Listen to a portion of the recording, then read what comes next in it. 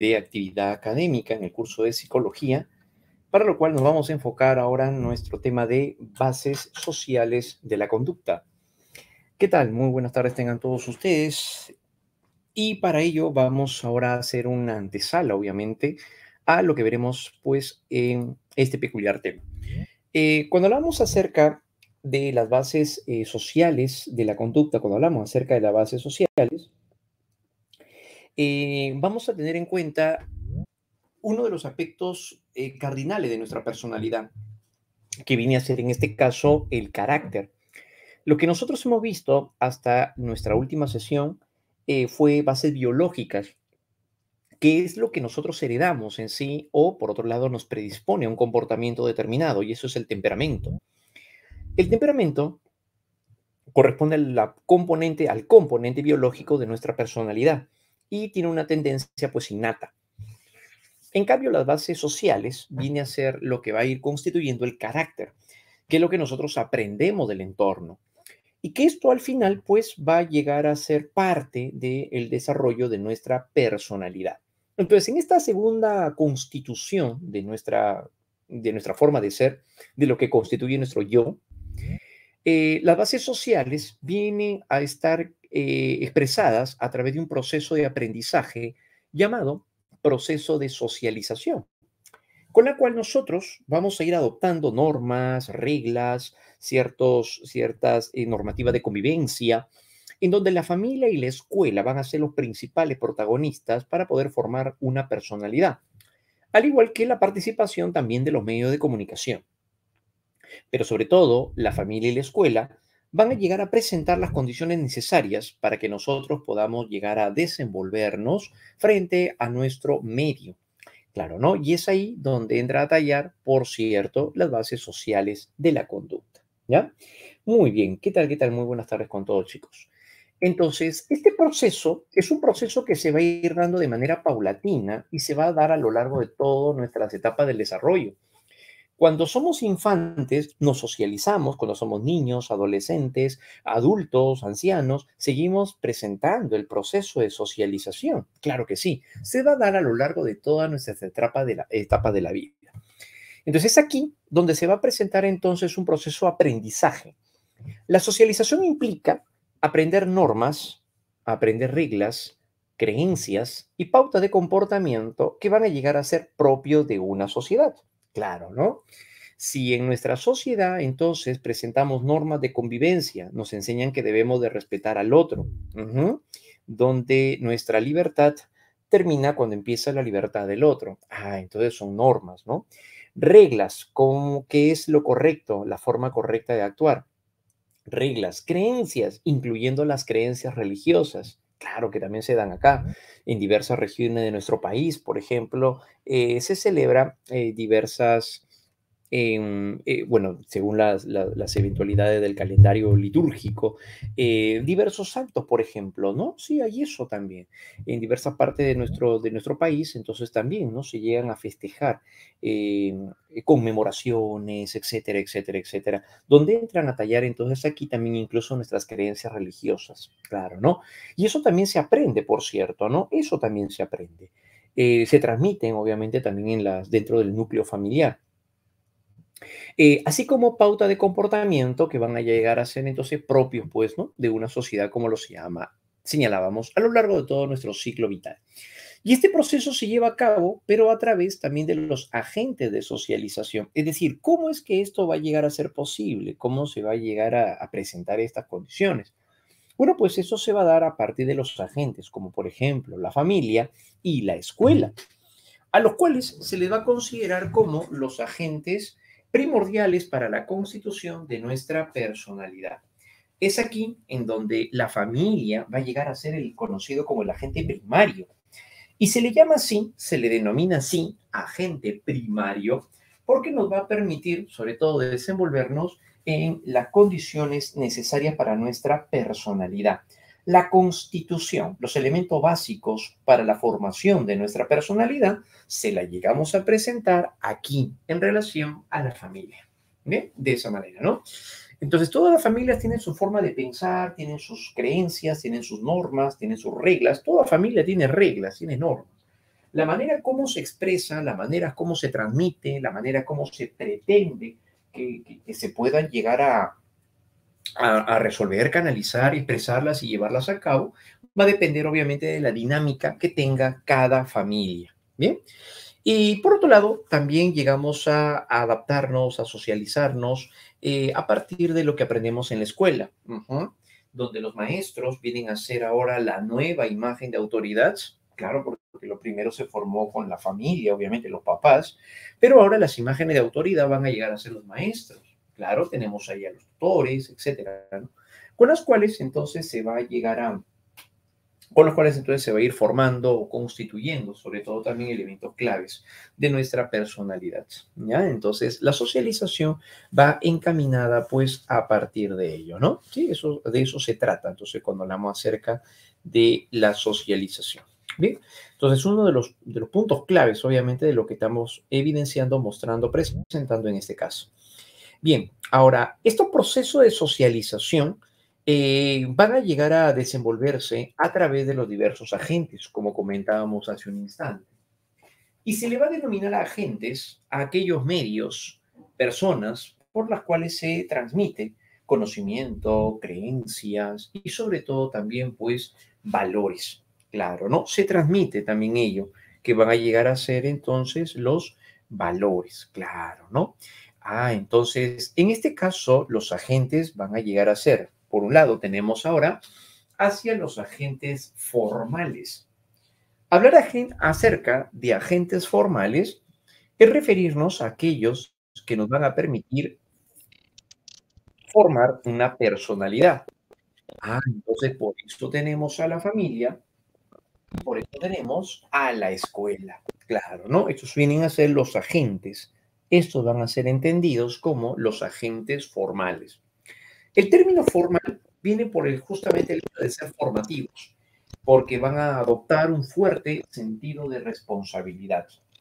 Y de ser así, entonces a quién nos referimos sobre todo por sus aportes, ¿no? Porque imparten valores y normas de forma estructurada y sistemática. Tanto la familia como la escuela van a impartir valores. Ujú. Lo que hemos nosotros aprendido dentro del campo ético-moral se va a ver expresado también en este caso. Imparte valores, normas o formas también de forma estructurada y sistemática. Organizada es a lo que se refiere cuando se dice que es estructurada. Toda familia, al decir que es estructurada, estamos diciendo de que llega a ser organizada.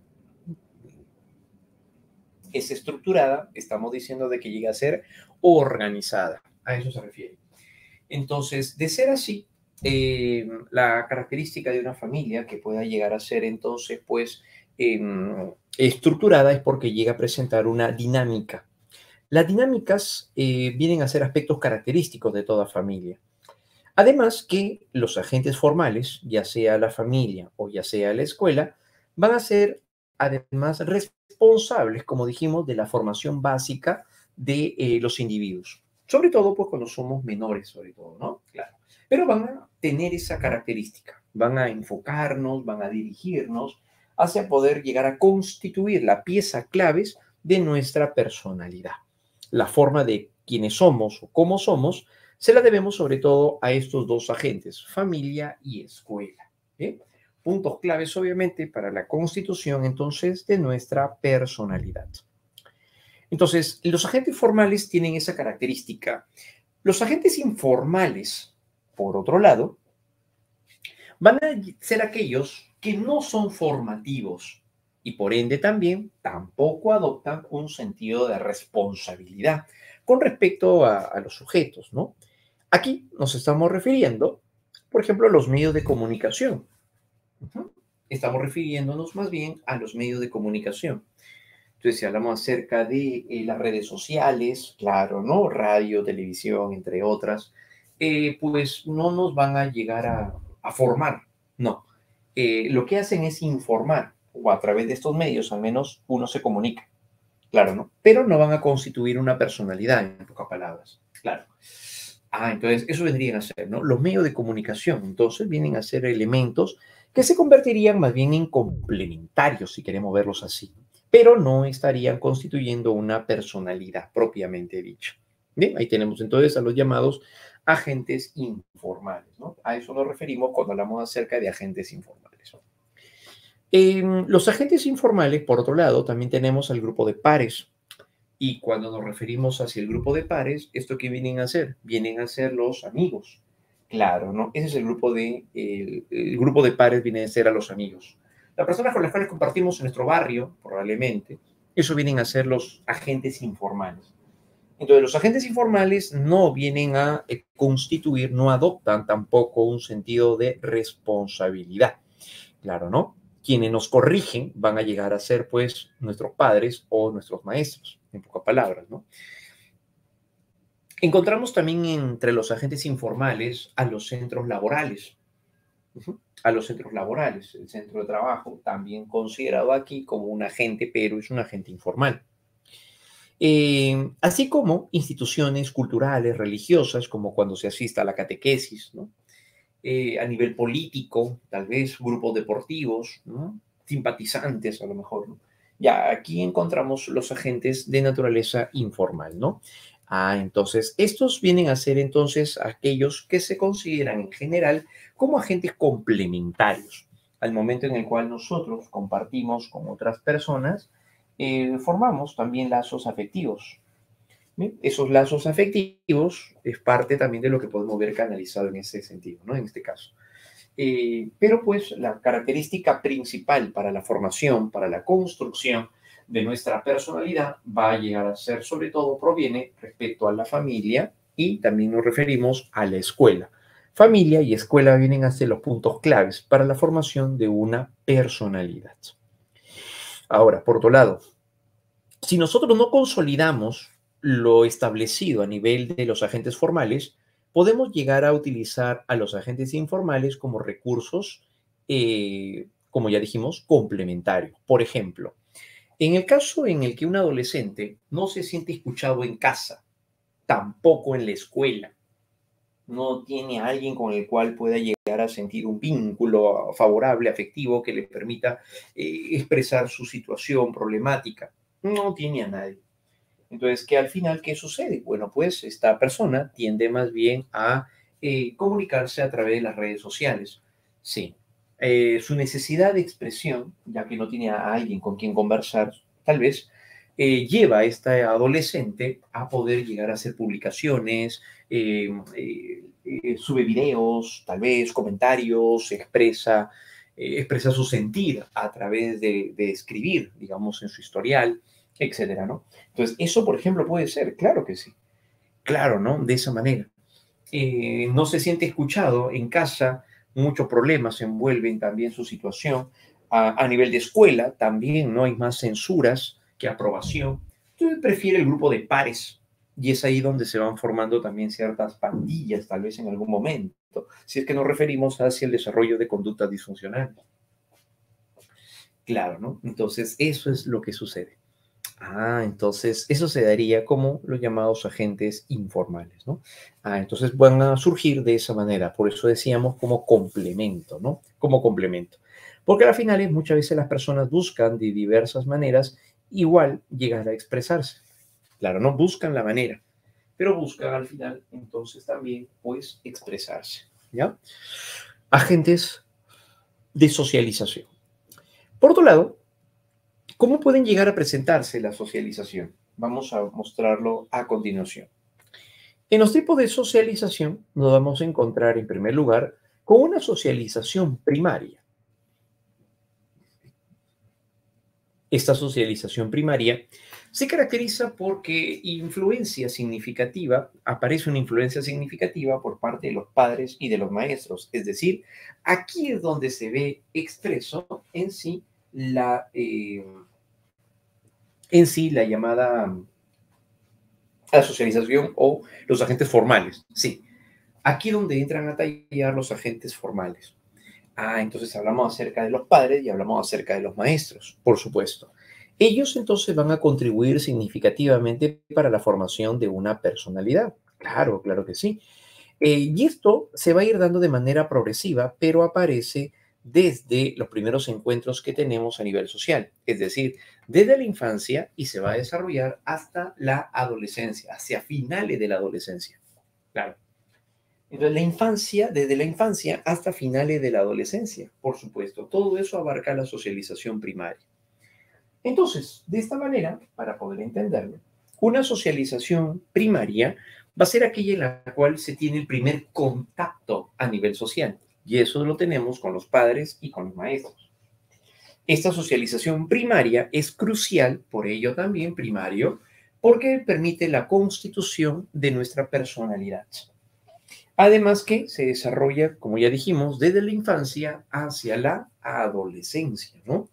Desde la infancia hacia la adolescencia. ¿Esto qué implicaría desde la infancia hacia la adolescencia?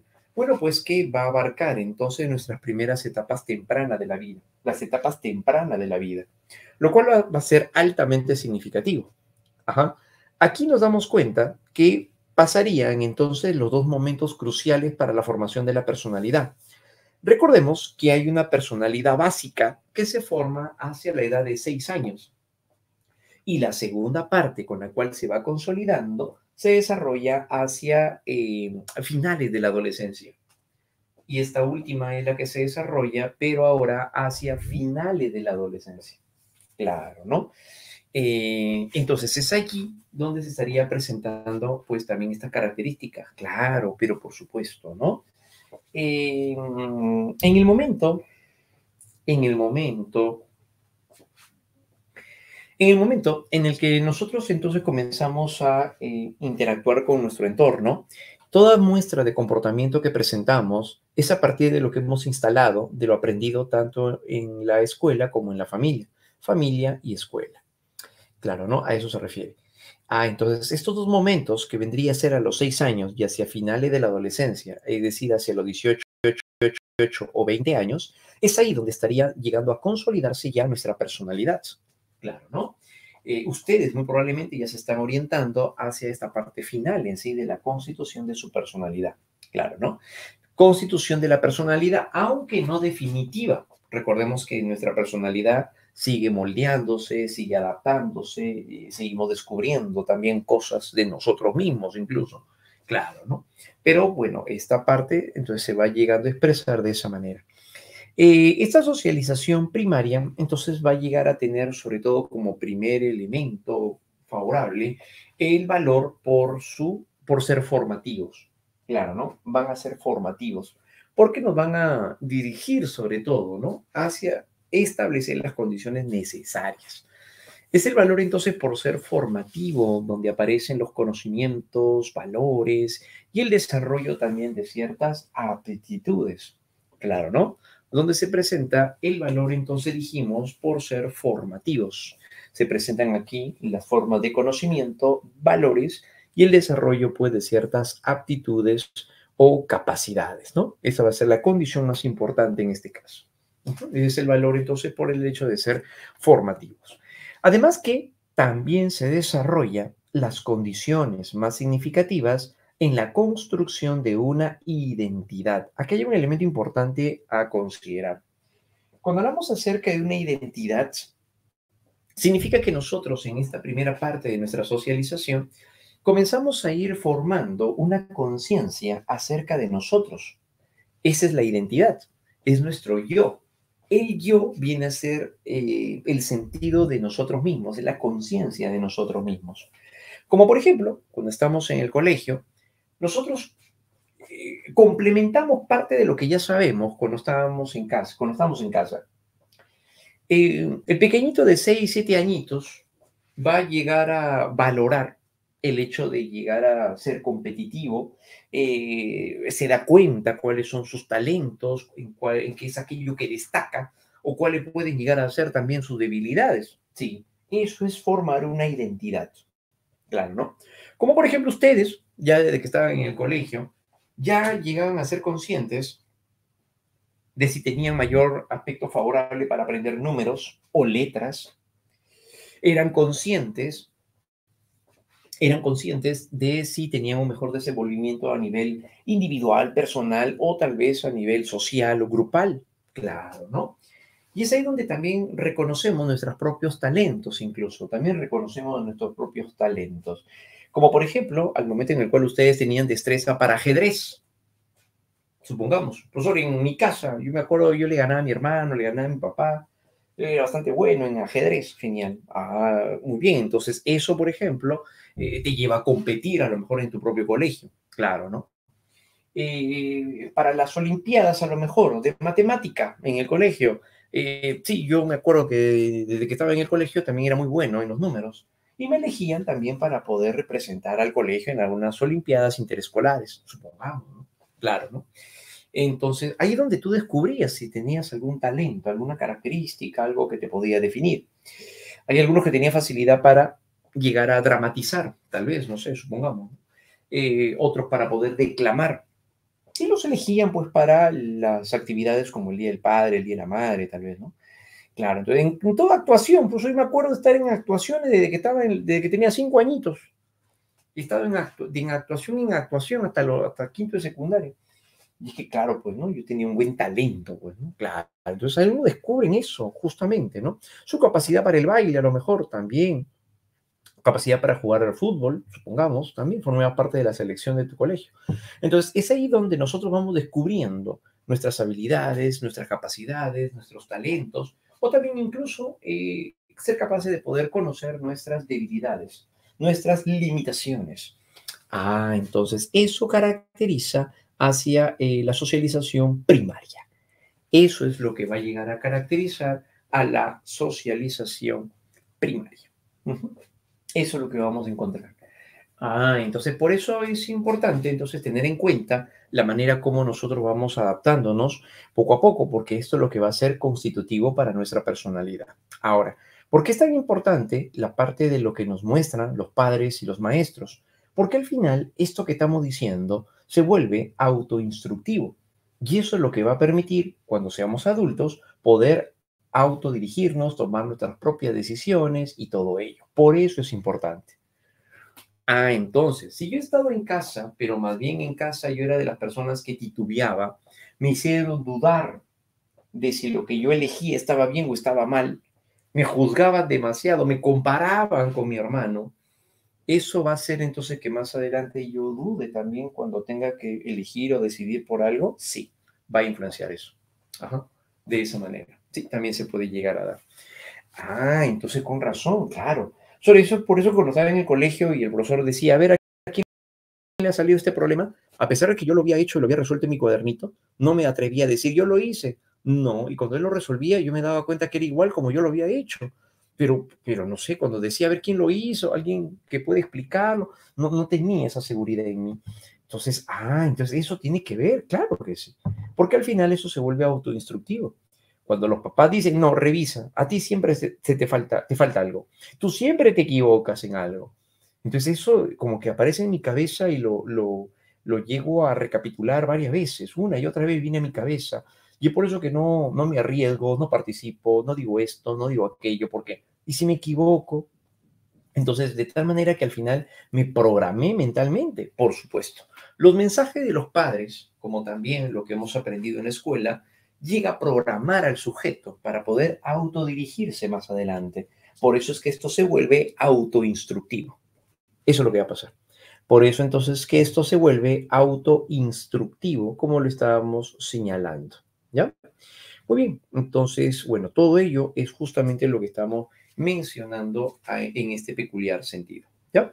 Muy bien. En el caso de una familia extensa, todos los familiares son parte de la socialización primaria o solo en el caso de los padres. No, la socialización acá se da en los sujetos que están participando, o sea, en este caso los hijos son los que formarían parte de la socialización primaria.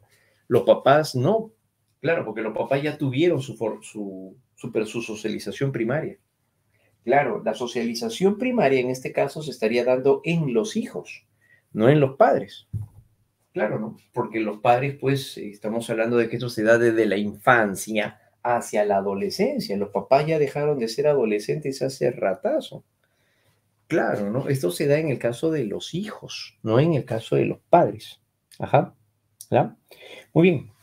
Claro, en el caso de la influencia, claro, la influencia de los padres se va a mantener, pues, pero la socialización primaria no se da en la familia, pues, se da en los individuos de manera particular, no no en conjunto, pues, no en conjunto, sino de manera individual.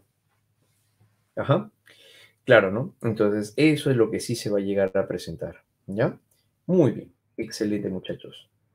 Ahora, una vez que nosotros constituimos los elementos claves de nuestra personalidad, hablamos acerca de ideas, pensamientos, creencias, etcétera. Entonces, a continuación, ¿qué se viene? Yo ya tengo las herramientas ahora, ya después de haber pasado por una socialización primaria, dice este muchacho de 20 años, ahora ya que soy universitario, ajá, socialización secundaria.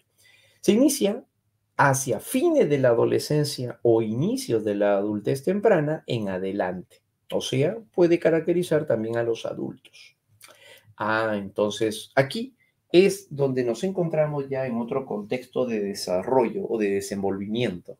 Por ejemplo, cuando estamos en la universidad o en el centro de trabajo, en el centro laboral.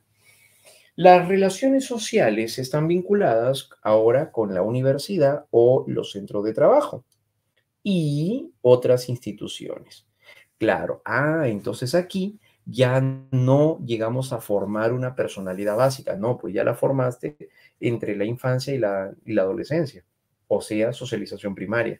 Claro, luego de pasar por una socialización primaria, en una socialización secundaria solo se llega a dar muestra, expresión de lo que previamente hemos llegado a construir en nuestra, claro, ¿no? Entonces, ahí, ¿qué tenemos? Tenemos las condiciones de las normativas que establecen en la universidad, el sistema de adaptación que vamos a ir teniendo, como por ejemplo cuando formamos parte ahora de nuevos grupos en la universidad.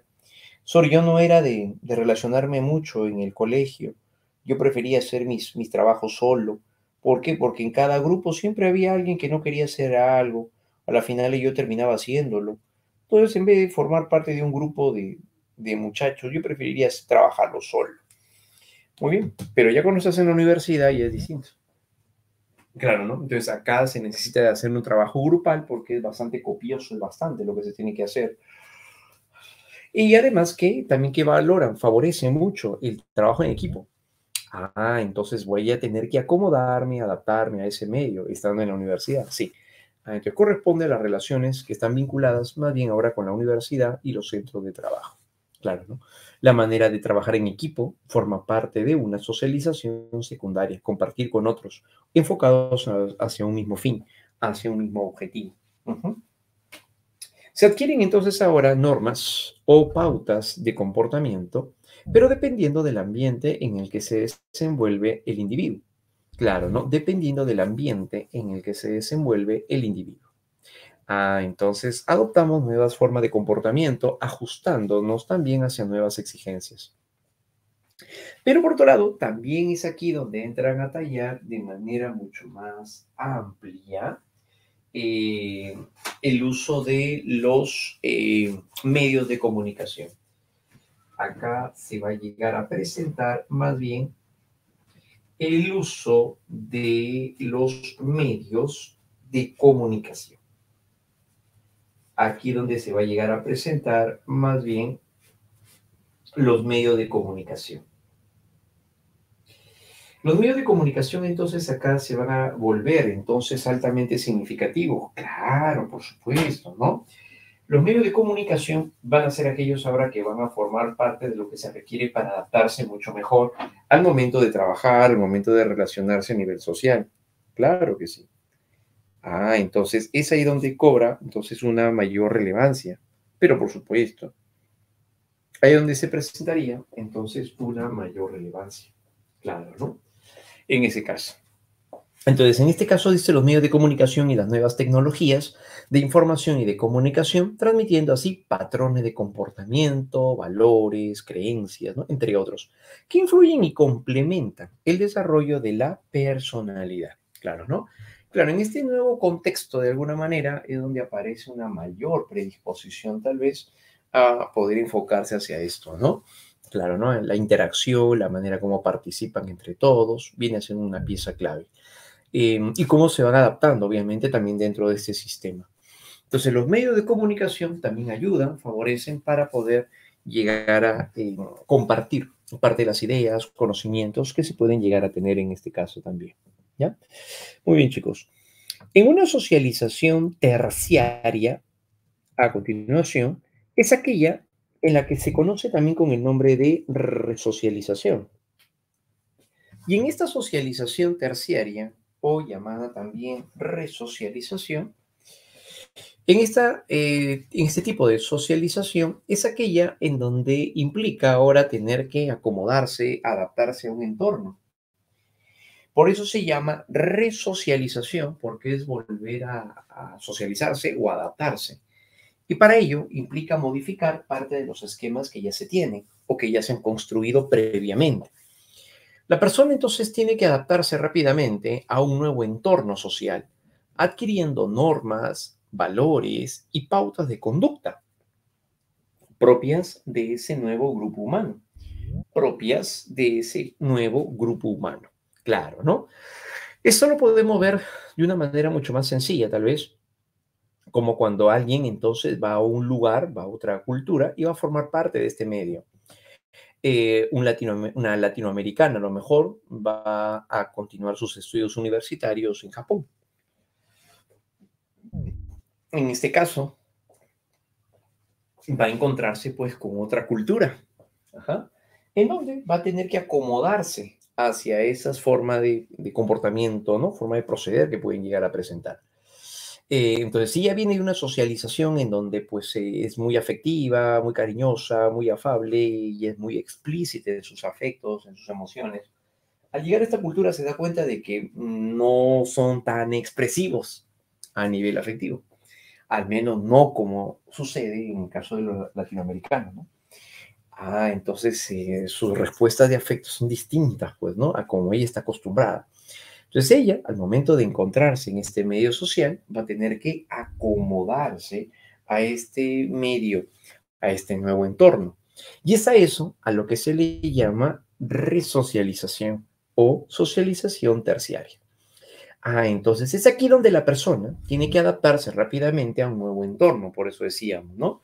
Entonces va a tener que adquirir, pues, normas, valores, pautas de conducta que van a ser propias de ese grupo humano, ¿no? En nuestro caso, muy singular, en donde vinieron, por ejemplo, los venezolanos, van a encontrarse con una cultura, pues obviamente también distinta, ¿no? Entonces, en ciertas cosas, la forma de expresión, la forma de comunicarse, y van a, muy probablemente, pues a tener que adoptar, ¿no? Ineludiblemente algunas cosas también de nosotros, ¿no? ¿Sí? Y eso es parte, entonces, de la llamada resocialización, pues, ¿no? Es la manera, entonces, cómo se llegan a adaptar las situaciones los individuos, cómo se van a llegar a adaptar a nuevos contextos sobre todo. La resocialización puede darse en diversas otras formas, como por ejemplo en el caso de un niño que llega a pasar de un colegio mixto a un colegio solo de varones y encima militarizado. Entonces, este nuevo contexto implicaría pues una resocialización también. Claro, eso también es una resocialización porque eso estaría haciendo alusión hacia el hecho en el cual va a tener que acomodarse a nuevas normas, nuevos patrones de conducta, sobre lo que se sugiere, cómo debe de actuar, cómo debe de ser, claro, ¿no? Entonces, a eso se refiere. Esa es una resocialización. Otra forma de resocialización se da como cuando un joven va a formar parte de una familia luego del matrimonio. Ujú. Luego de concretado el matrimonio, va a formar parte de las costumbres y las creencias que pueden llegar a tener también en este nuevo entorno, ¿no? En este nuevo contexto, sobre todo. Entonces, esa es la socialización terciaria, ¿no? A eso se refiere cuando hablamos acerca de una socialización terciaria.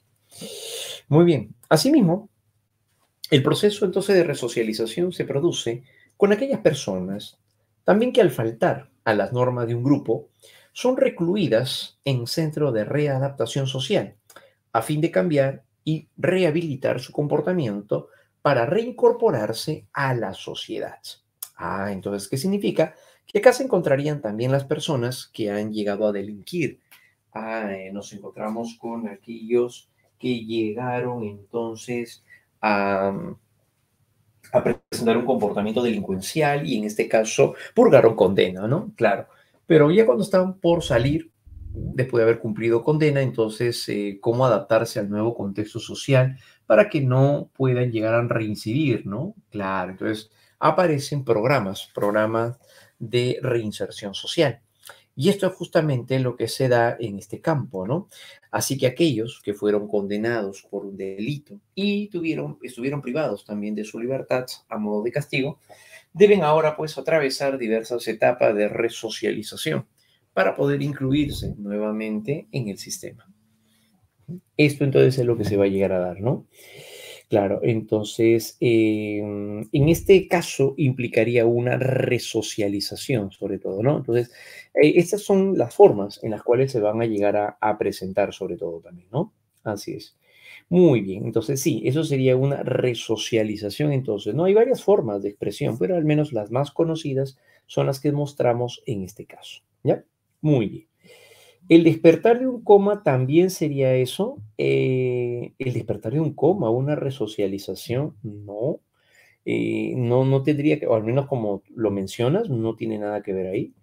El despertar de un coma o una resocialización, no, para nada, ¿no? Es una reacción simplemente que tiene el individuo a nivel biológico. Simplemente despertar de un coma es simplemente una respuesta que se presenta, ¿no? Como ya sabemos, por reactivación del SARA, ¿no? Sistema activador reticular ascendente, ¿ya? Muy bien. Por otro lado, entonces vamos ahora hacia el campo de lo que viene a ser la familia como agente primario de socialización, ¿no? Vamos ahora hacia la familia como el llamado agente primario, ¿no? El agente primario de socialización. ¿Y por qué se le denomina también, pues, de esta manera, ¿no? Claro, así es. Listo, ir a vivir a otro país. Ya, pero creo que le faltan más cosas. Si una persona se va del Perú a vivir a Ecuador, no hay tanta diferencia quizás en ese tipo de comportamiento, a menos que sea el hecho de poder adaptarse o aprender cosas de ese lugar. Sí, eso puede suceder, ¿no? Eso sí puede suceder, como al momento entonces de irse a otro país, pero más aún, sobre todo, si es que los contextos culturales son distintos. Sí, eso puede suceder, ¿ya? Toda familia va a llegar a presentar más bien una dinámica. Por eso cuando hablamos acerca de la familia corresponde a un llamado microsistema, porque es un sistema mucho más pequeño que se da a nivel social. La célula de la sociedad, como se le conoce, ¿no? Claro, ¿no? Y que se va a desenvolver a través de una dinámica. ¿Qué significa de que toda familia tenga una dinámica? La dinámica se le llama a la manera en la cual está organizada la familia. Y más allá de hablar de papá, mamá e hijos y todo eso, la dinámica se refiere a las condiciones psicológicas de la familia, las condiciones psicológicas de la familia. A eso es a lo que se le llama dinámica. En un matriarcado, a lo mejor, pues, la dinámica familiar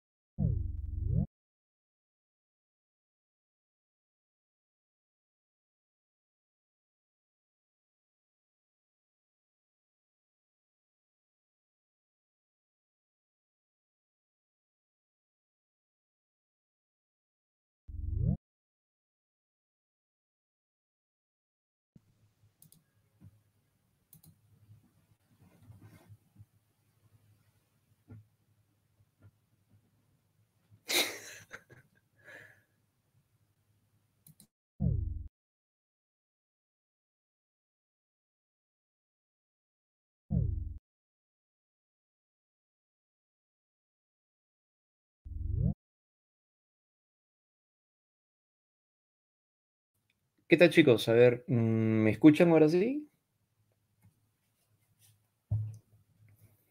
¿Sí? ¿Todo bien? Ya, listo, muy bien. Sí, no sé qué pasó, me botó el sistema. Ya, ahora sí. Muy bien, jóvenes. A ver, estoy reanudando.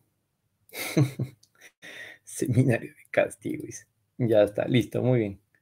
Muy bien, chicos. Entonces, ahora sí, ¿no? Excelente, muy bien, muy bien. Me extrañé mucho. Listo, muy bien, chicos. Les comentaba entonces, terminando esta parte, les mencionaba que la familia, toda familia va a tener una dinámica. La dinámica viene a ser la manera como se desenvuelve, cómo se organiza. Esta organización puede ser una organización funcional o una organización disfuncional. Por eso se habla acerca de una familia funcional o disfuncional, haciendo referencia a la dinámica que tienen.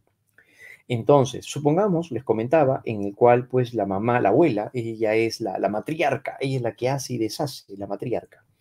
Entonces, en este caso, todos se acomodan a lo que ella menciona, ¿no? Si entonces ella dice, todos tienen que hacer lo mismo, ¿no? Entonces, la abuelita Coco, ella es la que dirige a la familia. Ya, entonces, ese es en caso de un matriarcado, digamos así, sucede porque la abuela es lo que ella menciona, lo que ella dice, lo que estipula, así es como se debe de dar.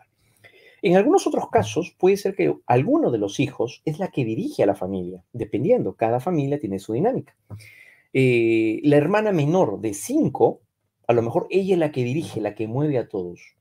Papá y mamá vienen a ser bastante permisivos y el hermano mayor es varón, pero aún así, él se somete a lo que al final pues señala la hermana. La hermana menor es la que tiene la, la batuta de las relaciones familiares. Entonces, ella es la que tiende a reaccionar de una manera mucho más impulsiva, más temperamental, pero sobre todo también es la que dirige a la familia. Ujú. Entonces, ella es la que acomoda, la que dice vamos, la que dice nos vamos, la que señala mejor nos sentamos aquí, etcétera, etcétera, etcétera, ¿no? Programa, organiza, dirige, etcétera. Entonces, esa es la dinámica familiar. Las dinámicas pueden ser funcionales o disfuncionales. Las dinámicas disfuncionales son las que llegan a desencadenar conductas de desadaptación, obviamente, ¿ya? Muy bien, entonces eso vendría a llegar a presentarse. Ahora, no significa que las familias funcionales no tengan problemas, ¿no? No, toda familia tiene problemas. Lo importante es que las familias funcionales tienen a adaptarse mucho mejor, que es distinto. ¿Mm? De esa manera.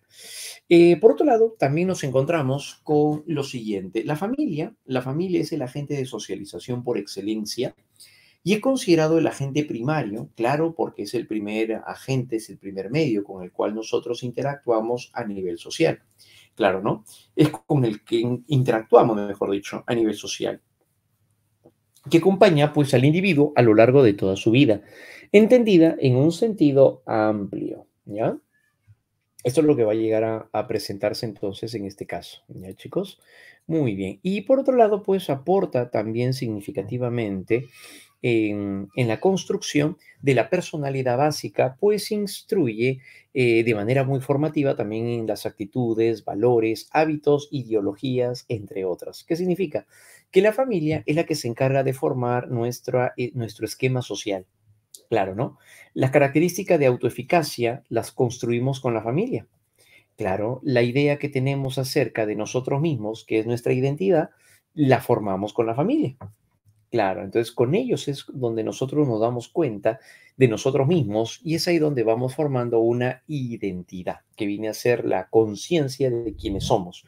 El conjunto de rasgos que definen quiénes somos, eso es nuestra personalidad. Eso será entonces nuestra personalidad. ¿Ya? Muy bien, muchachos. Entonces, eso corresponde hacia el campo de lo que va a llegar a ser, pues, la familia, ¿no? Ahora, ¿cómo se va a desenvolver este asunto de la familia? Bueno, pues la familia presenta diversos tipos de familia. Hay una lista ligeramente larga de tipos de familia en diversos contextos, pero vamos a centrarnos más en nuestro contexto occidentalizado y en la que vamos a referir acerca de estos tipos de familia, donde iniciamos con la familia nuclear, donde la familia nuclear, o también llamada familia elemental, conocida también como familia clásica o familia tradicional, otros nombres con los cuales se le conoce lo mismo, se refiere pues al típico modelo donde aparece el papá, mamá e hijos. Claro, muy bien. ¿En dónde? los hijos también pueden llegar a ser consanguíneos, ¿sí? O, por otro lado, también vienen a ser hijos adoptivos. Claro. Pero aún así siguen siendo familia nuclear, sí. Aún así siguen siendo una familia nuclear. Bien.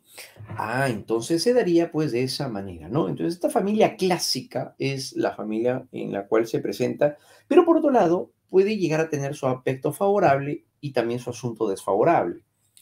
Lo favorable de una familia nuclear es sobre todo dependiendo de su tipo de dinámica. Si hay una dinámica basada en el equilibrio, en la asertividad y en el manejo adecuado de los roles y funciones que cumple cada miembro de la familia, eso es favorable, eso es una dinámica funcional. Pero por otro lado, la parte desfavorable de una familia nuclear viene a ser el hecho de mantenerse juntos a pesar de estar inmersos en una dinámica disfuncional. Esa es la parte negativa. Como por ejemplo, por el hecho de mantener, seguir siendo los cuatro, el seguir manteniendo, seguir siendo los cinco, pero nadie se conoce dentro del medio familiar. Viven bajo el mismo techo, pero cada uno hace su vida. Entonces, eso, por ejemplo, vendría a ser, ¿no? El hecho de ser una familia nuclear, claro que sí. Pero lo desfavorable es que al final, pues cada uno hace su vida, ¿no? Entonces no hay una compenetración de los miembros, efectivamente. Eso se convierte en una familia nuclear o una familia elemental. Ujú. Eso se convierte entonces así en una familia nuclear o una familia elemental. ¿Ya? Muy bien. Se daría entonces de esa manera, ¿no? Sí, pues esa es la característica, la puntualidad que estamos viendo en este caso. Familia nuclear o familia elemental. En una familia extensa, o también llamada una familia aglutinada o una familia ampliada, como también se le conoce, esta familia tiene como principal elemento el hecho de que comparte con otras personas. La familia extensa o aglutinada o ampliada compartimos entonces con otras personas de nuestro mismo núcleo, como por ejemplo si hablamos acerca de los tíos, hablamos acerca de los abuelos, hablamos acerca de los primos. Entonces amplía el número de personas con las cuales convivimos, por supuesto. De esa manera. También tiene su lado favorable y su lado desfavorable. El lado favorable de una familia extensa se ve reflejada cuando estos vienen a ser parte de un buen soporte emocional ante la ausencia de los padres. Por ejemplo, cuando llegan a estar trabajando los papás, los abuelos son aquellos que colaboran, van, recogen al pequeño del kinder, regresan, etcétera, ¿no? Claro. Entonces ahí hay una familia de carácter más funcional, ¿sí? Entonces, los miembros acá de la familia nuclear amplían el número de integrantes, como dijimos, y esa es la parte favorable, porque pueden llegar a ser un buen soporte afectivo, un buen soporte emocional. Ante los diversos momentos difíciles incluso, ¿no? Claro, las discusiones a veces entre los padres, entonces los abuelos, los tíos, tienden a favorecer también, ¿no? Hacia reestructurar la armonía afectiva.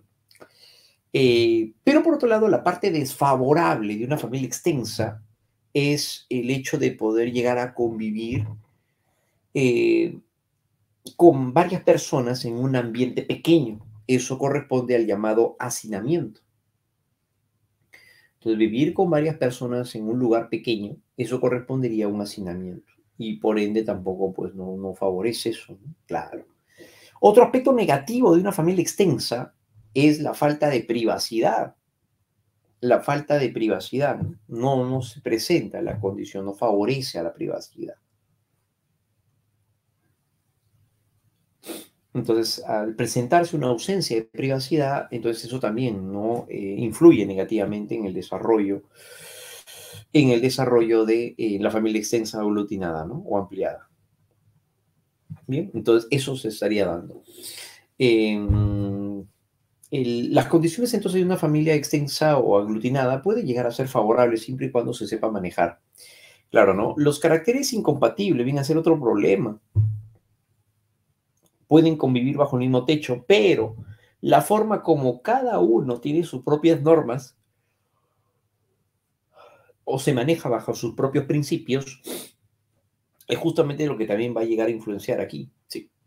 Eso también en cuanto a lo que es la familia extensa o aglutinada, ¿no? Sí, eso también implicaría, ¿no? ¿Por qué? Porque van a llegar a vivir personas con diferentes caracteres, pues, ¿no? De sus formas de ser pueden llegar a generar más bien discordia. Ujú. Pueden llegar más bien a generar discordia, ¿no? Claro, claro que sí, ¿no? Sí, eso también tiene que ver, ¿no?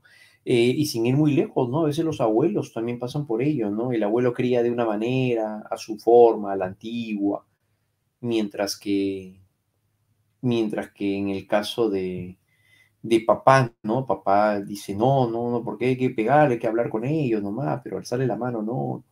Y el abuelo, pues no, él a la antigua, pues, ¿no? Claro, así es, pues él a la antigua, más bien reacciona violentamente, tal vez. Entonces, esa forma, ¿no? Efectivamente, ¿no? Esto no me parece, esto sirve, esa manera, ¿no? De poder convivir con otras personas con esas diferencias de características o de caracteres, es lo que se vuelve también negativo, ¿no? Claro, por supuesto, ¿no? Por supuesto.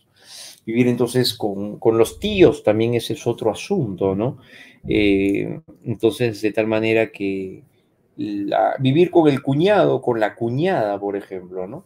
Claro, entonces conviven a lo mejor con el hermano de mamá, que a sus 45, 50 años todavía no tiene algo terminado, no ha estudiado ninguna carrera, no ha seguido ningún oficio, y está ahí viviendo con todos, ¿no?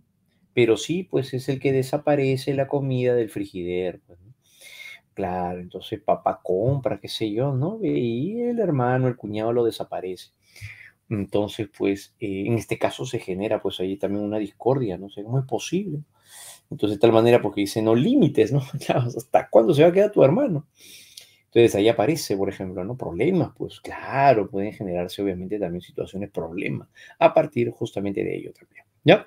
Pero bueno, entonces, tiene su lado favorable, como ya dijimos, pero también tiene su lado desfavorable, ¿no? Sobre todo hay que saber manejarlo y establecerlo en una condición de equilibrio, ¿no? Si no, pues obviamente también es muy hostil ese tipo de convivencia, ¿no? Es muy estresante sobre todo, ¿no? Desgasta también esa situación, ¿no? Desgasta muchísimo vivir, sobre todo también pues en esa situación. Bien, entonces esa es la familia extensa o aglutinada, ¿no? En la familia monoparental o también llamada uniparental, es cuando aparece un solo progenitor, ¿sí? Un solo progenitor, el hijo, los hijos, ¿no? Ya sea por separación, ya sea por divorcio, ya sea por viudez, solamente uno de los padres se hace cargo del menor. Eso se llama familia monoparental. Eso sería entonces una familia monoparental, ¿no? Entonces, una familia monoparental es cuando está sujeto únicamente pues a un solo progenitor, claro, ¿no? La parte complicada de una familia monoparental, sobre todo va a ser la parte económica. Esa es la parte más difícil, la parte más complicada es la parte económica. Em, claro, ¿no? La parte económica, puesto que en este caso, en una familia monoparental, pues que uno solo se haga cargo de los hijos, uno, dos, que además pues pretenda también no tener solvencia económica, pero mientras no está con el hijo, ¿cómo hace para poder moverse, manejarse? Entonces, esa es la parte más complicada. Entonces, la familia monoparental se ve expresada, se ve reflejada en esa condición. Un solo progenitor, entonces, sí, hijo, y se hace cargo del hijo, de los hijos, ¿no? Entonces, ya sea por separación, ya sea por divorcio, ya sea por viudez, igual, ¿no? Solamente uno de los progenitores se hace cargo, ¿no? Y en una familia fusionada o en una familia reconstituida o también llamada ensamblada, es el tipo de familia donde aparece uno de los progenitores y uno de los padres biológicos se une a otra persona para constituir una nueva familia. Uno de los progenitores es el padre biológico que se une a otra persona. Claro, que puede o no tener hijos, ¿ah? Pero aún así cumpliría el rol de padrastro o madrastra. Ah, como por ejemplo en este caso, ¿no? La señora tiene un hijo de un primer compromiso, el señor aquí también tiene una hija de un primer compromiso, pero que se juntan para poder formar una nueva familia. Y que se juntan para poder formar una nueva familia. Entonces ahí aparece una familia fusionada, ¿no? O también llamada una familia reconstituida, o también conocida como ensamblada, ¿no? Claro, entonces eso va a llegar a presentarse en ese sentido, ¿no? Eso sería entonces en el caso de una familia fusionada. Ahora, recordemos que en una familia fusionada, esto se va a llegar a presentar, pero siempre y cuando puedan llegar a estar juntos, o sea, haya una relación formal. Claro, ¿no? Si a lo mejor pues la señora tiene su hijo, pero está saliendo ocasionalmente con alguien, eso no es una familia fusionada. Eso vendría a ser solamente una familia monoparental. Para que sea una familia fusionada es porque existe entonces una condición estable. Ujú. Claro, es formal, en pocas palabras, si queremos verlo así, ¿no? Claro, ¿no? Para que se pueda llegar a presentar. Si no, no guardaría relación con ello. ¿Ya? Entonces, la familia fusionada tiene esa peculiar característica, ¿no? Por supuesto. Si no se han comprometido, sería únicamente monoparental, claro, por supuesto, ¿no? Si uno vive con uno de los padres, ya, pero con los abuelos, sería monoparental o extensa, aunque en ella, en ella dice nuclear, en ella dice nuclear. No, cuando hablamos acerca de vivir solamente con uno de los progenitores, supongamos en este caso, pero estamos hablando acerca de los abuelos que forman parte de un aspecto adicional de una familia nuclear, eso sería más bien una familia extensa. Claro, ¿no? Según la condición como se hayan formado también, pero eso sería una familia extensa. Ujú, claro, ¿ya? En el caso más bien, hay algunas situaciones en donde se les llama también familias atípicas. Claro, no, o sea, no es totalmente pero no es totalmente no, fusionada ni tampoco es nuclear, por ejemplo, en este caso. ¿Qué pasaría en el caso en el que esta señora, que tiene su hijo de un primer compromiso, se une a este señor que tiene una hija de su primer compromiso? Pero de ambos llegan a tener un nuevo hijo, un hijo, claro, un hijo de ambos, en pocas palabras. ¿Qué tipo de familia sería, no? Bueno, pues una familia nuclear, porque es familia donde está papá, mamá y los hijos, pero esos hijos no todos son de todos, pues no todos son de los dos.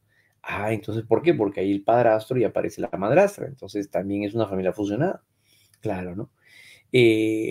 Pero, ¿qué tipo de familia entonces sería el final, no? Entonces, aquí ya no estamos señalando o estamos, digamos, distantes un poco de lo que va a llegar a ser de forma radical un tipo de familia como lo que estamos señalando, ¿no? Entonces, aquí, por ejemplo, entran a tallar algunos conceptos como una familia mixta, que es donde adopta de todo un poco de las anteriores, claro, ¿no? Hasta llegar a encontrar incluso las llamadas familias atípicas, en donde y es un tipo de familia, pero no forma parte, digamos, de una estructura definida.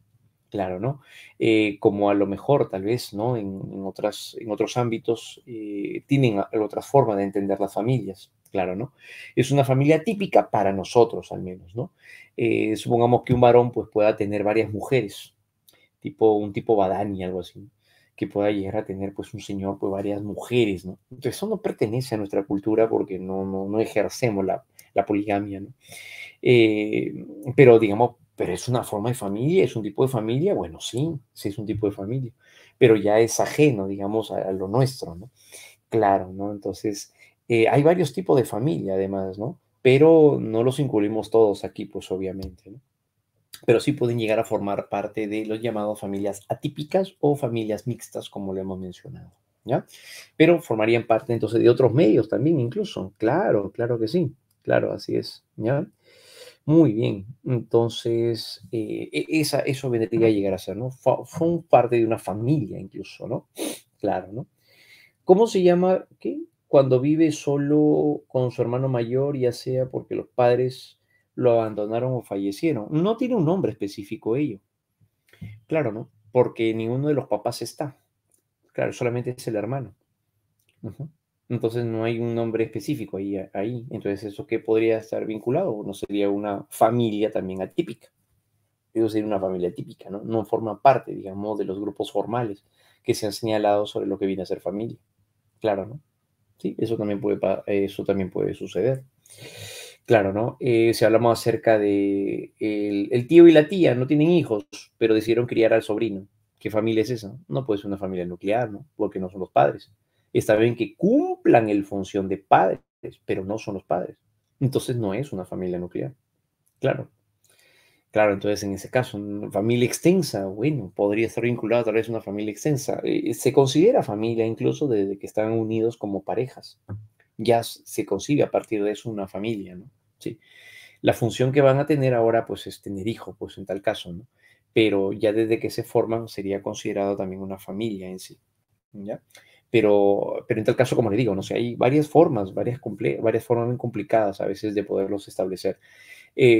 Para otros estudiosos, también, por ejemplo, incluso un orfanato es considerado una familia. Entonces, porque el pequeño, pues, no tiene ni a papá, no tiene a mamá, no tiene familia directa, no significa que no tiene familia en sí, ¿no? No, pues el orfanato es su familia. Claro, pero eso ya son otras categorías, ¿no? Ya son otras formas de expresión. Sí, es bastante amplio esto, ¿no? Claro, ¿no? Entonces, eso es lo que se daría, entonces, a partir de ello, ¿ya? Muy bien, los padres negligentes vienen a ser, bueno, si te refieres, los padres con estilo negligente, estilo de crianza negligente. Claro, los padres con estilo de crianza negligentes, ellos vendrían a ser aquellos con los cuales no ejercen un control directo con respecto a los hijos, que en este caso se daría, ¿no? No ejercen un control directo hacia los hijos. Claro, ¿no? Que eso lo vamos a ir viendo también cuando hablemos acerca de los estilos de crianza. Pero bueno, un adelanto es que los padres con este estilo negligente no ejercen un control directo, son aquellos con los cuales no abordan tampoco los aspectos íntimos de los hijos, ¿no? Claro. Entonces, en este caso, los desapegados también se les llama negligentes, ¿no? Tienen esta característica sobre todo también. Claro, ¿no? Muy bien. Entonces, solo podría admitir a un hijo adoptivo, no podría ser un sobrino o así.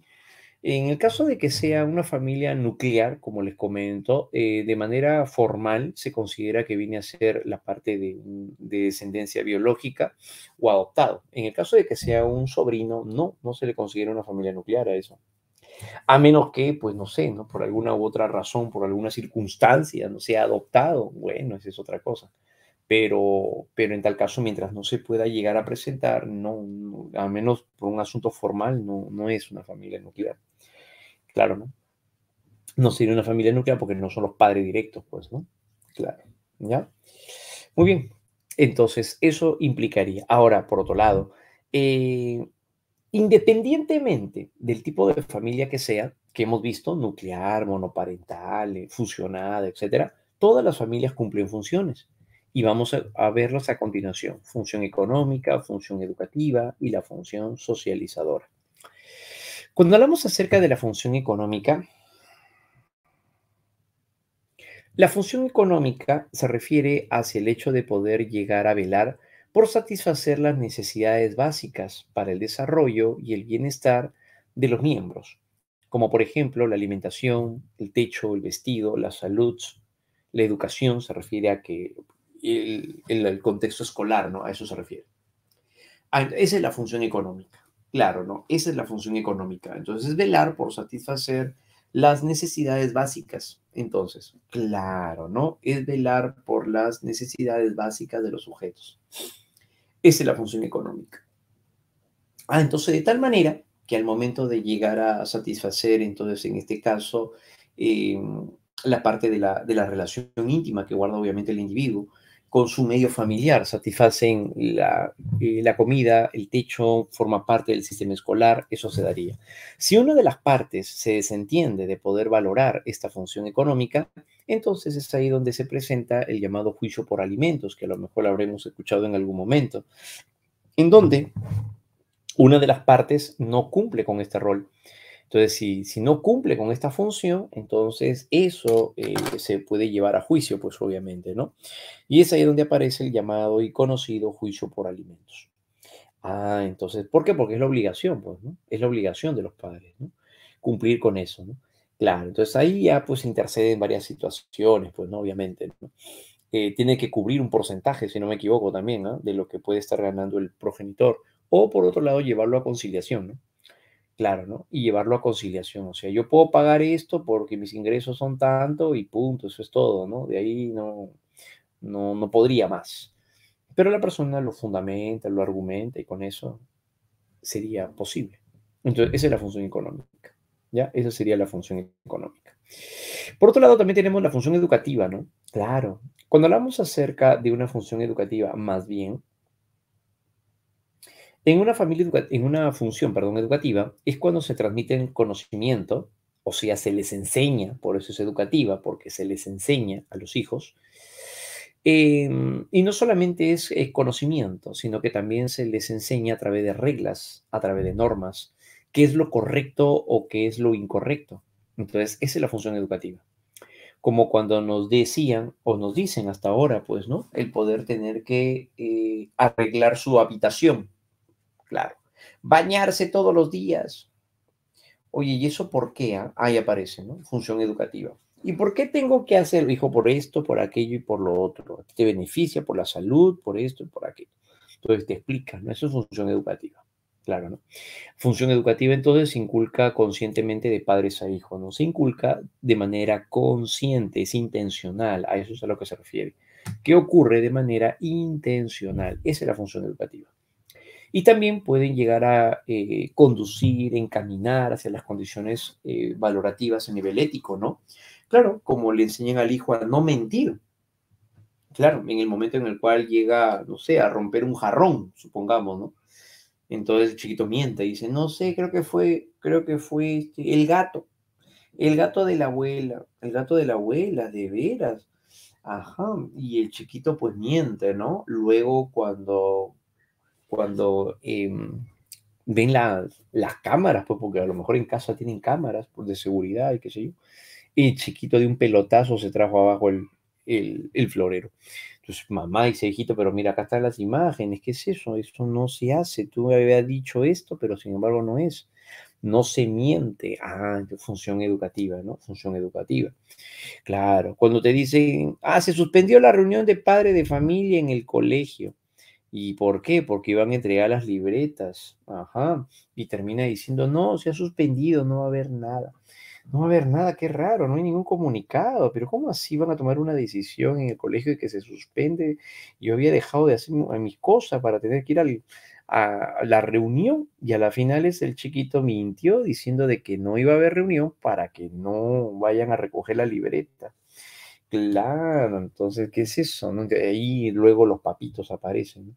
Hijo, eso no se hace, debe de afrontar la situación, el problema, ver qué ha pasado, esto, aquello y lo otro, ¿no? Ahí aparece la función educativa.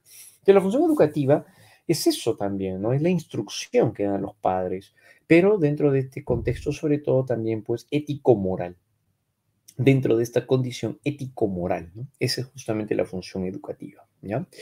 Muy bien, función educativa entonces es consciente, directa, es intencional, por supuesto. Pero también los padres, de manera no consciente, influyen en el aprendizaje de los hijos, claro, y estos aprenden de manera indirecta. Y eso se da a través de la función socializadora, como por ejemplo las conductas imitativas, como cuando vemos en este caso una imagen en donde una pequeña llega a copiar la conducta de la madre. Claro, ¿no? Ella ni cuenta, a lo mejor ella está haciendo lo suyo, ¿no? Pero la pequeña pues adopta el comportamiento de la madre, entonces es una función socializadora.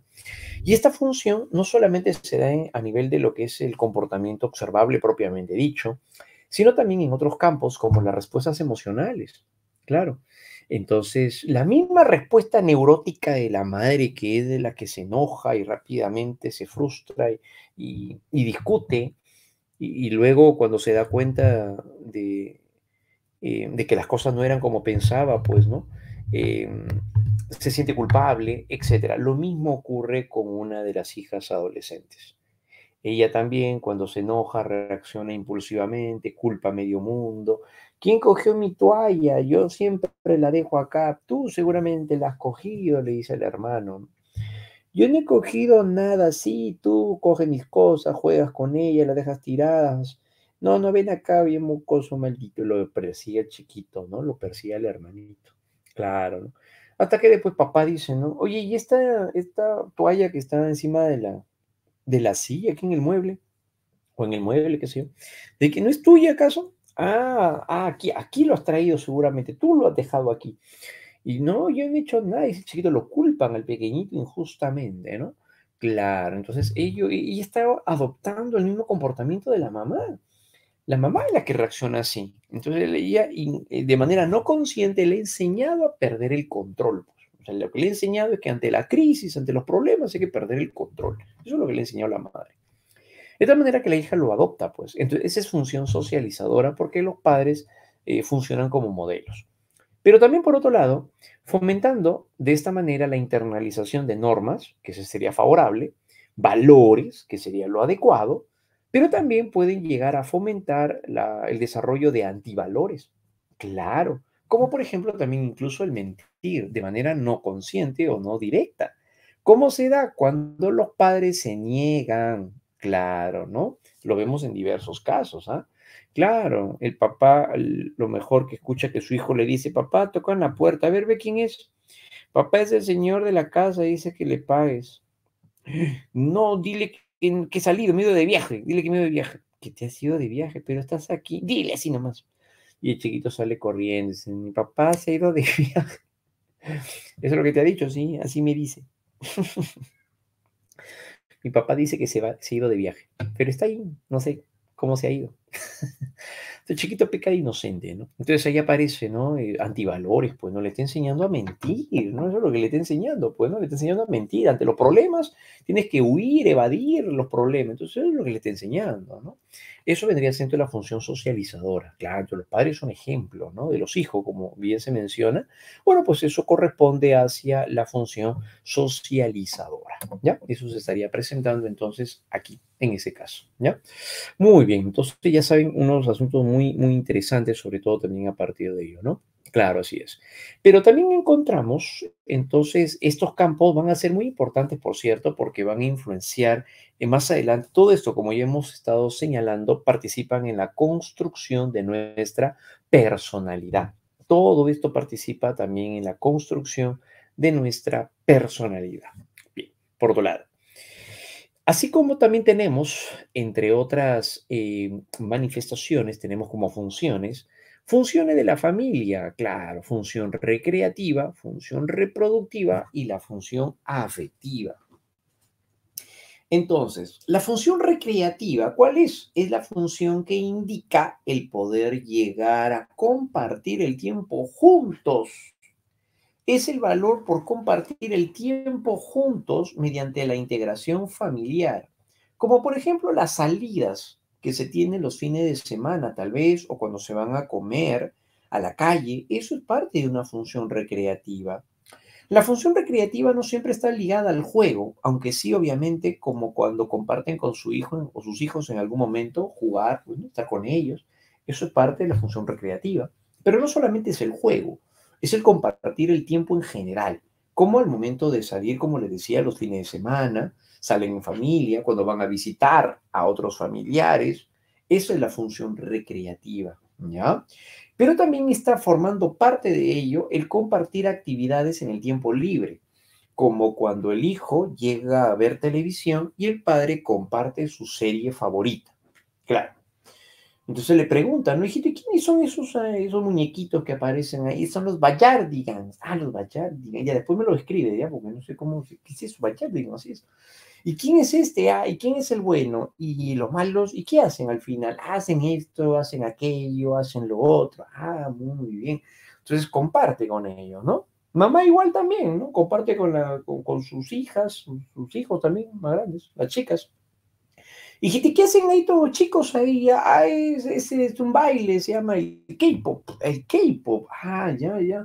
¿Y qué? ¿Y tienen que ser ese grupo musicales de quintillizos? No, no son quintillizos, no son hermanos. Ah, no, son igualitos. No, son parecidos tal vez, pero allá, entonces, ¿en qué se diferencian? En el color de pelo.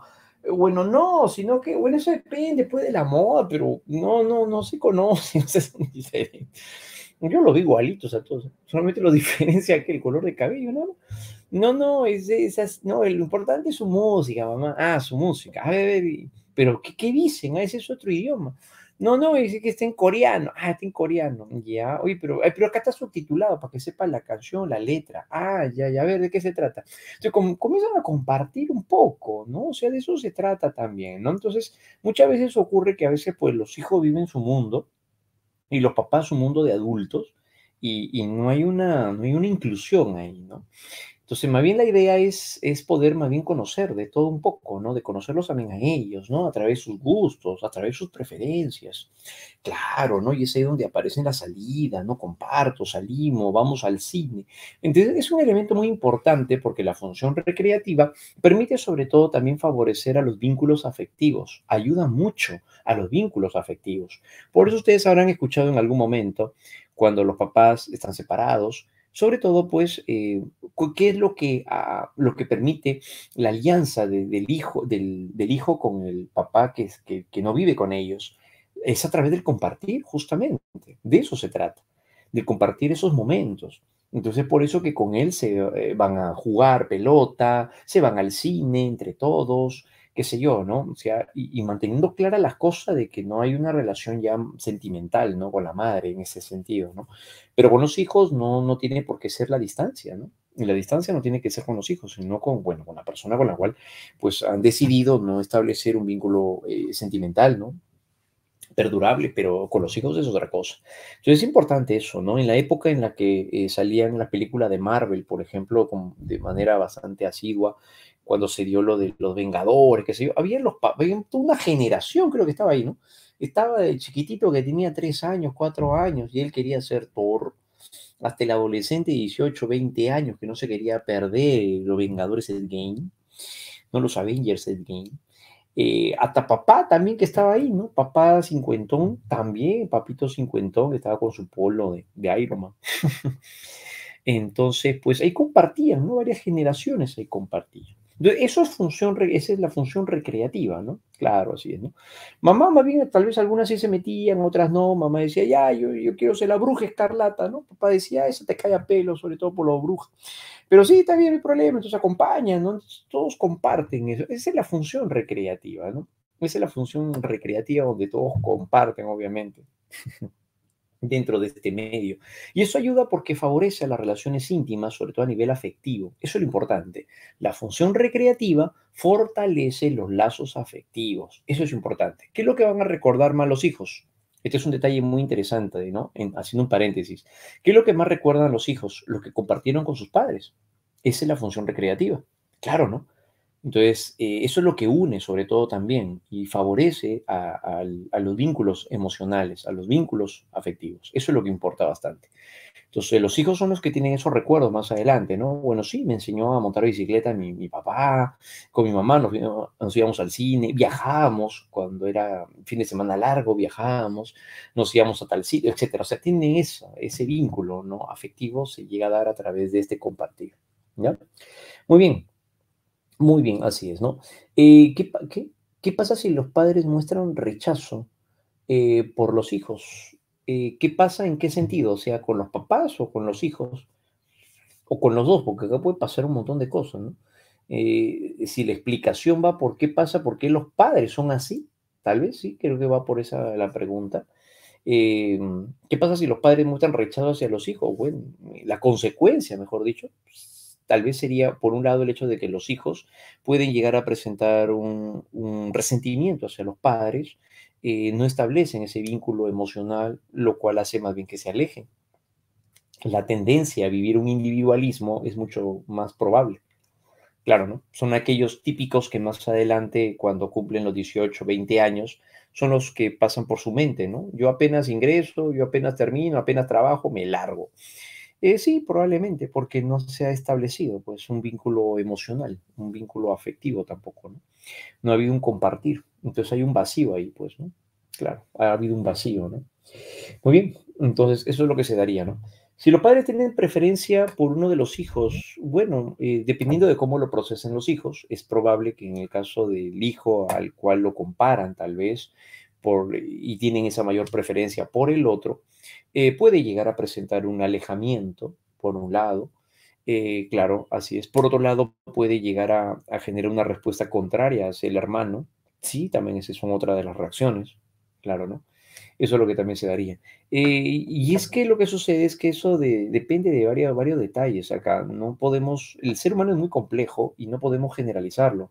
Hay muchos chicos que han podido llegar a presentar familias disfuncionales donde los hermanos los han comparado, pero eso no significa que siempre desarrolle una rivalidad o un resentimiento también por el hermano con el cual lo comparaba, como que el otro era el mejor, ¿no? No siempre desarrollan un resentimiento y un rechazo hacia el hermano por haber sido comparado, ¿no? Por ser el mejor, no, no, no siempre ocurre de esa manera. No siempre se da, ¿no? En algunos otros casos sí, obviamente, ¿no? Sí se puede llegar a presentar, ¿no? En algunos les afecta la parte de la autoestima, más que la relación social es su autoestima, como por ejemplo el hecho de llegar a compararse a cada momento con otros, claro, ¿no? Entonces esas preferencias han hecho que él desarrolle una autoeficacia muy disminuida. No se siente capaz, en pocas palabras, como para poder desenvolverse solo. Sí, entonces sí, lo puede afectar también de esa manera, ¿no? Pero eso, como le digo, no depende de la dinámica familiar, pues no, no todas las dinámicas son iguales, ¿no? Afecta en algo cuando a un niño estando en gestación se le pone música tranquila o música fuerte. Bueno, estudios señalan de que sí, sí puede llegar a influenciar de una manera, porque la música clásica, la música tranquila, el instrumental, como se le conoce, ¿no? La música instrumental tiende a regular las ondas cerebrales. Claro, ¿no? Y favorece sobre todo hacia el desarrollo de ciertas ondas como las ondas alfa, las cuales favorecen también al individuo para la regulación del comportamiento, así como una mejor adaptación dentro de los procesos cognitivos. Sí, lo que le llaman, pues, ¿no? Dentro de la estimulación, ¿no? Le hace la estimulación cuando la madre está gestando, ¿no? Entonces sí, sí influye, ¿no? Estudios señalan de que sí, sí es cierto eso, ¿no? Como por ejemplo el efecto Mozart que sí, pues, ¿no? Las ondas cerebrales que se activan a partir de la música de Mozart favorece sobre todo hacia el desarrollo de ciertas capacidades cognitivas. Claro, ¿no? Influye, o sea, no es que determina tampoco, ¿no? Claro, así es, ¿no? Pero sí, sí, sí podría estar influyendo en ese sentido, ¿no? Así es, ¿ya? Muy bien. ¿Hasta cuándo un padre debería ser sobreprotector? La verdad es que ese término de ser sobreprotector es un elemento en la cual dentro del campo psicológico no se considera favorable en ningún momento. En ningún momento. Ujú. Claro, ¿no? O sea, no, no se da, no se debería de dar, mejor dicho, en ningún momento. Claro, ¿no? ¿Por qué? Porque el sobreprotector se caracteriza porque pierde conciencia de la independencia del otro. Entonces, en ningún momento, pues, ¿no? No se podría dar. Ni siquiera, pues, con el que recién está caminando. Claro, pues. ¿Por qué? Porque el ser sobreprotector va a inhibir más bien su desenvolvimiento. No va a dejar que camine adecuadamente, lo sigue cargando, a pesar que ya tiene, pues, 2 años, 2 años y medio, y no llega a tener estabilidad al caminar, el pequeño. Entonces, el ser sobreprotector en ningún momento favorecería, ¿ya? ¿Listo? Ujú, muy bien. En el campo de una función reproductiva, ¿qué pasaría en el caso de una función reproductiva? Bueno, es cuando la familia pues decide también mantener o perpetuar la especie a través del tener hijos. Claro, ¿no? Asumiendo libertad y responsabilidad. ¿Qué significa? El poder llegar a valorar a la otra persona, ¿no? La pareja me refiero. Y de esa manera también la decisión de tener hijos, porque puede ser que también la pareja pueda unirse, puedan llegar a vivir juntos, pero no con el deseo de tener hijos. Claro, ¿no? O sea, eso ya depende de cómo lo maneje la relación, de cómo haya sido el contrato, qué sé yo. Claro, no, eso ya dependerá de la familia, de la pareja en tal caso. Pero bueno, sí es una función que se considera el perpetuar la especie a través de los hijos, ¿no? Y finalmente, y no menos importante, esta última función de la familia es la función afectiva, muy importante que estaría naciendo de varias formas. Es la valoración de cariño, es la valoración por el cariño, el respeto y la aceptación, promoviendo el sentido de autorrealización de los miembros. ¿Qué significa? La función afectiva no solamente se refiere a las muestras de afecto directamente, como besos, abrazos, decir te quiero, no solamente eso es cariño. El cariño también está implicado, o el afecto también está implicado en el trato, la manera como le decimos lo que pensamos y lo que sentimos a los hijos, a los demás miembros de la familia. Eso es parte también de una función afectiva, el trato hacia esas personas, cómo nos dirigimos hacia ellos. El respeto, sobre todo, conocer las limitaciones que se tienen o por otro lado sus talentos que son distintos, como por ejemplo en el caso de los hermanos que son distintos. Hay un hermano que es muy sociable, muy alegre, comparte cuando llega, no sé, una matiné, es el primero en salir. A ver, todos los niños que quieren salir aquí a ganarse un premio, dice, no sé, el payasito. Y por ahí el hermano, mamá, voy, voy. Sí, hijito, anda, para eso te he traído, anda, vaya, vaya. Chiquito sale corriendo el hermano mayor. Y el chiquitito está ahí pegado a mamá. Hijito, anda tú también para que te ganes tu premio. No. Pero anda, mira que van a regalar. No. Ay, chuncho como tu padre. Ya quédate acá, pues. Mira a tu hermano cómo se divierte. Mira a tu hermano cómo juega. Mira a tu hermano cómo gana. Mira a tu hermano cómo lo cargan ahí por haber ganado, qué sé yo. Pero tú acá, pues, mosqueándote. Ya come tu gelatina nomás. De tal manera, pues, que los hermanos son diferentes, ¿no? Y no tiene por qué ser mejor porque salió así, sociable, y el otro, pues, que más callado, más introvertido, es malo. No, no es que sea malo en sí, es que hay que ir conociendo la parte de su personalidad. Claro, ¿no? Entonces, de tal manera que hay que respetar también que sean distintos, ¿no? Claro, entonces esa es la característica que se daría de esa manera, ¿no? Entonces el respeto por ello, ¿no? Y la aceptación también de los cambios que van teniendo. Por ejemplo, la adolescente que va cambiando de ropa o su estilo, ¿no? Que está bien que puede ir cambiando. A veces los papitos no entienden ello, ¿no? Como comentábamos en algún momento, tal vez. Y a veces los papitos pueden decir, hijita, ¿y no te vas a poner ropa, otra ropa?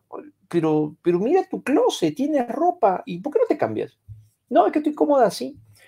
Pero si tienes ropa, mira, teniendo ropa no te pone, mira, no tuviera, dijera, no tengo que ponerme. Pero mira, tienes como 4 o 5 jeans, tienes además estos polos que te he comprado, tienes, pero está allí, no hay tu ropero y y no te pones. No, es que me siento cómoda así. Pero mira, con el mismo polo, el manga larga encima de tu hermano, color negro, buzo, pero siempre vestía de la misma manera, ¿no? Pero que así me siento bien, pues me siento cómodo. Entonces es eso, ¿no? Entonces es ir conociendo un poco más a los hijos, más que juzgarlos, es escucharlos. Y es entender que es una etapa también, ¿no? Es una etapa, ¿no? Ese mamita quiere que regrese a su etapa de ponerse sus politos de Pepa la cerdillita, ¿no? Pero ya no, ya no es igual, pues, van cambiando y hay que ir aceptando también esos cambios, ¿no? Entonces, eso viene a ser también parte de la función afectiva, ¿no? También es eso. Entonces implica, por eso se ve expresada en los gestos, las palabras, el trato, por supuesto, y esto es lo que nos ayuda a poder afrontar diversas circunstancias más adelante en nuestra vida adulta, ¿no? Por eso se considera que la función afectiva es la más significativa.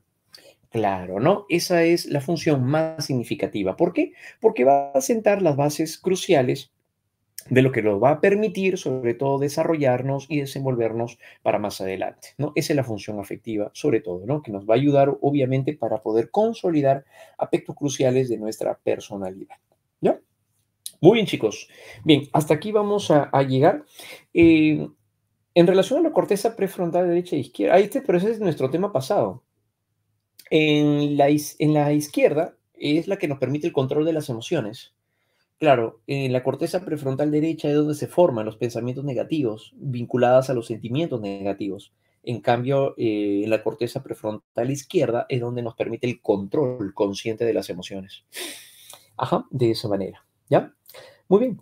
Listo, muy bien, chicos. Cuídense mucho, nos vemos y ya estamos en contacto. Ya está el material, ya se ha entregado para que ustedes lo puedan llegar a presentar, obviamente, para poder complementarlo y ya lo vamos a ir viendo también a lo largo de la semana. ¿Ya? Listo, muy bien. Nos vemos. Gracias a ustedes. Nos vemos, chicos. Que les vaya súper genial a todos. Chau, chau. Que les vaya súper bien. Gracias, gracias a todos. Nos vemos, muchachos. Nos vemos. Saludos.